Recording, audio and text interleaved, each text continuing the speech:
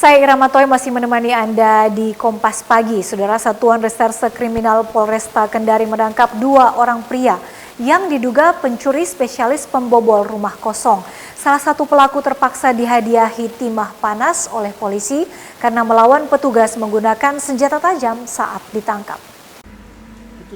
Satu dari 2 terduga pelaku pencurian spesialis pembobol rumah warga terpaksa mendapat perawatan intensif di Rumah Sakit Bayangkara Kendari usai ditembak polisi karena melawan menggunakan senjata tajam saat akan ditangkap. 2 orang pelaku ditangkap tim Buser 77 Satuan Reskrim Polresta Kendari setelah menerima laporan korban yang rumahnya dibobol para tersangka. Dari tangan pelaku, polisi menyita barang bukti hasil curian berupa 1 unit televisi LED, 2 unit laptop, serta 1 unit outdoor AC. Selain itu juga ditemukan alat hisap sabu di lokasi penangkapan. Kaurbin Ops Satuan Reskrim Polresta Kendari, Ibda Muhammad Nur mengatakan, salah satu pelaku merupakan residivis kasus pencurian sepeda motor dan baru 4 bulan menghirup udara bebas. Bersama pelaku lainnya, mereka sudah melakukan pencurian dengan menyasar rumah kosong yang ditinggal pergi pemilik di 20 tempat kejadian perkara yang tersebar dalam wilayah kota Kendari. Pengungkapan tindak pidana pencurian dan pemberatan untuk tersangka 2 orang, inisial AL dan AS. Pada saat kita melakukan penangkapan, salah seorang tersangka atas nama AL melakukan perlawanan dengan cara mencabut sebilah parang yang dia sudah persiapkan sebelumnya, sehingga pada saat itu tim melakukan tindakan tegas terukur terhadap pelaku AL. Dari kedua tersangka barang bukti yang diamankan, Pak? Dari kedua tersangka kami mengamankan barang bukti berupa 1 buah LED TV, 2 buah laptop merek Acer, dan 1 buah outdoor AC. Kedua pelaku sudah ditetapkan tersangka dan dijerat pasal 477 KUHP tentang pencurian dengan ancaman hukuman paling lama 7 tahun penjara. Silvian Sakia, Kompas TV Kendari, Sulawesi Tenggara. Saudara, tangis haru mengiringi perjalanan terakhir co-pilot ATR 42500M Farhan Gunawan, korban kecelakaan pesawat di Gunung Bulu Saraung. Jenazah co-pilot dibawa ke tempat peristirahatan terakhirnya di Kabupaten Goa, Sulawesi Selatan. Suasana sedih dan duka memenuhi kediaman co-pilot ATR 42500 almarhum M. Farhan Gunawan di Jalan Urip Sumiharjo Lorong 2, Perumahan Gera Kencana, Kecamatan Panakukang, Kota Makassar. Keluarga dan kerabat terus berdatangan ke rumah duka untuk berbelasungkawa atas kepergian Farhan.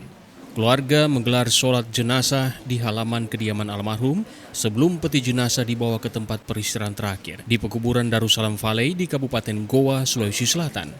Tangis pilu keluarga Farhan pecah ketika peti jenazah co-pilot pesawat ATR 42500 milik Indonesia Air Transport itu dibawa ke ambulans untuk diberangkatkan. Farhan Gunawan dikenang sebagai pribadi seceria. Di mata keluarga, Farhan memang bercita-cita menjadi seorang pilot dan impian itu terwujud pada tahun 2020 setelah Farhan lulus dari sekolah penerbangan.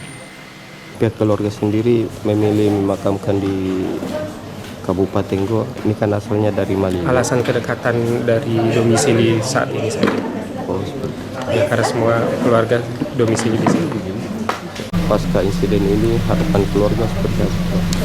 Harapan keluarga tentu semoga almarhum bisa dilancarkan perjalanannya menuju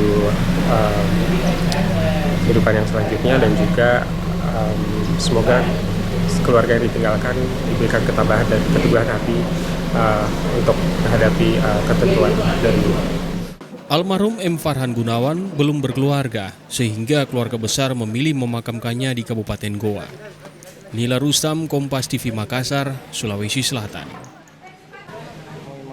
Saudara, Polda Sulawesi Selatan akhirnya menyerahkan 7 jenazah korban kecelakaan pesawat ATR 42500 yang telah teridentifikasi ke pihak keluarga. Oleh keluarga korban mengucapkan terima kasih kepada tim SAR gabungan atas kerja kerasnya dalam melakukan pencarian dan evakuasi terhadap korban. Suasana duka menyelimuti gedung Bidokes Polda Sulawesi Selatan di Jalan Kumala, Kota Makassar, Sulawesi Selatan saat penyerahan 7 jenazah korban kecelakaan pesawat ATR 42500 yang telah diidentifikasi oleh tim DVI. Sebelum dinaikkan ke ambulans, 7 jenazah korban lebih dahulu didoakan dan akhirnya diantar ke bandara untuk diterbangkan ke kampung halamannya masing-masing. Salah satu keluarga korban, Dwi Murdiono, yang merupakan engineer ATR 42500 mengatakan akan membawa pulang jenazah ke Kabupaten Bogor sebelum nantinya akan dimakamkan di Jakarta. Pihak keluarga pun tidak lupa mengucapkan apresiasi dan terima kasih atas kerja keras tim SAR gabungan yang melakukan pencarian dan evakuasi terhadap para korban. Sementara itu, Direktur Utama Indonesian Air Transport, Hadi Dribowo, yang turut melepas jenazah para korban menyampaikan duka cita dan bela sungkawa.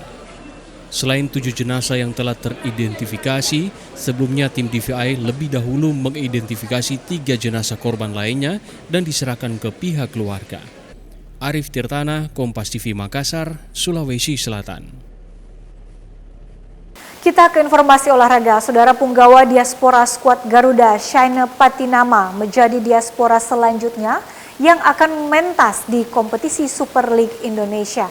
Shaine Patinama resmi hijrah ke Persija Jakarta usai sepakat berpisah dengan Buriram United. Masa bakti Shaine Patinama bersama Buriram United hanya seumur jagung.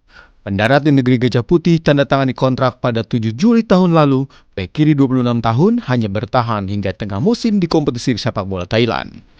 Usai sepakat tak lagi berjersey di Thunder Castle, tak butuh waktu lama bagi Patinama untuk menemukan pelabuhan baru. Persija Jakarta menjadi destinasi karir selanjutnya bagi talenta berdarah Maluku. Macan Kemayoran mendaratkan Shaine ke ibu kota dengan durasi kontrak 2,5 musim. Pemain berposisi sebagai bek kiri akan bahu-membahu bersama Jordi Amat, kompatriotnya di lini pertahanan skuad Garuda. Tak hanya mengincar gelar Liga musim ini, Persija juga serius incar juara Super League musim depan untuk memberi kado ulang tahun Jakarta yang telah menginjak 5 abad. Kedepannya, Persija juga ingin berbicara banyak di level kompetisi Asia. Buriram United dan Shaine Patinama sepakat berpisah. Hal ini karena talenta 26 tahun tak jadi pilihan utama. Tak hanya itu, Liga Thailand juga mengubah regulasi untuk musim depan. Federasi Sepak Bola Thailand menghapus aturan sebuah tim untuk rekrut pemain asing asal Asia Tenggara.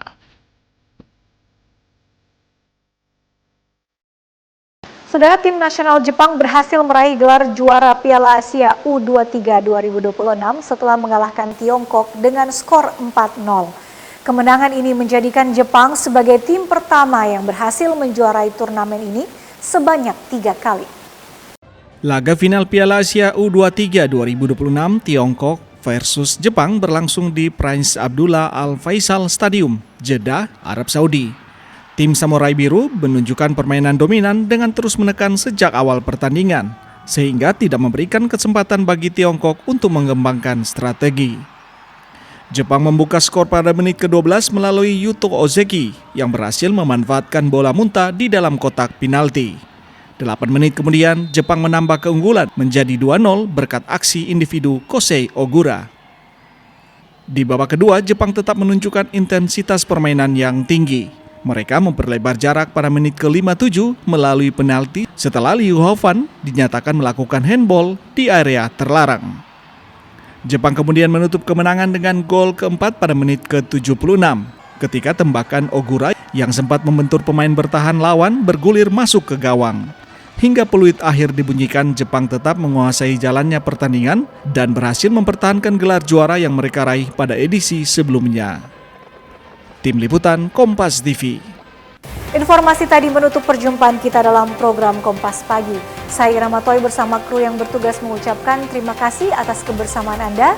Tetap saksikan rangkaian program berita di Kompas TV, independen, terpercaya.